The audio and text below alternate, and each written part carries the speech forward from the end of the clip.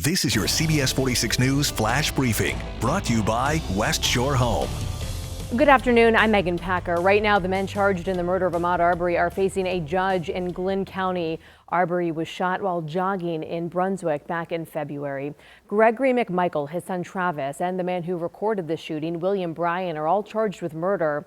Today, the judge heard shocking testimony about the language the McMichaels allegedly used during the shooting death of Arbery.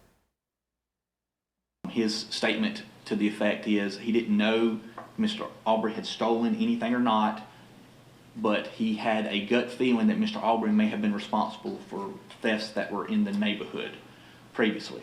And I think he actually says gut. His instinct told him that. Mr. Bryan said that after the shooting took place, before police arrival, while Mr. Arbery was on the ground, that he heard Travis Michael make the statement. Now be sure to stay with CBS 46 as we have complete coverage of today's hearing on CBS 46 News at 4. We all need somebody to lean on.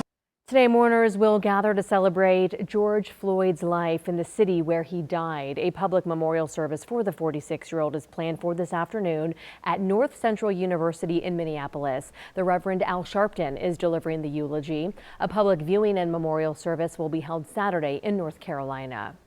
Right now, all 4 police officers involved in Floyd's death are facing charges. The charges against Jarek Chauvin, the former officer whose knee was on Floyd's neck for almost 9 minutes, were upgraded to second-degree murder. The 3 other officers are charged with aiding and abetting second-degree murder. Turning to the coronavirus now, and the latest numbers here in Georgia, 2,123 people have died from the virus here. The State Department of Public Health is reporting nearly 49,000 confirmed cases overall so far. More than 500,000 people have been tested. If you need to find a testing location, go to our CBS 46 News streaming app. Georgia's legislature will resume session June 15th under an agreement announced by House and Senate leaders. The 40-day legislative session was put on hold back in March because of the pandemic. When lawmakers reconvene, one of their biggest tasks will be to handle the state budget. The Miss Georgia competition is postponed because of the coronavirus. The organization announced it will be postponed until June of 2021. The announcement came as the Miss America competition has been postponed until next year as well. Happening this afternoon at 3:30, Atlanta Mayor Keisha Lance Bottoms is holding a conference call to discuss the city's response to the coronavirus pandemic. The Atlanta City Council will also be on the call. You can watch it on the City Council's Facebook and Twitter pages at ATL Council. Let's get the latest on our forecast now with Chief Meteorologist Jennifer Valdez.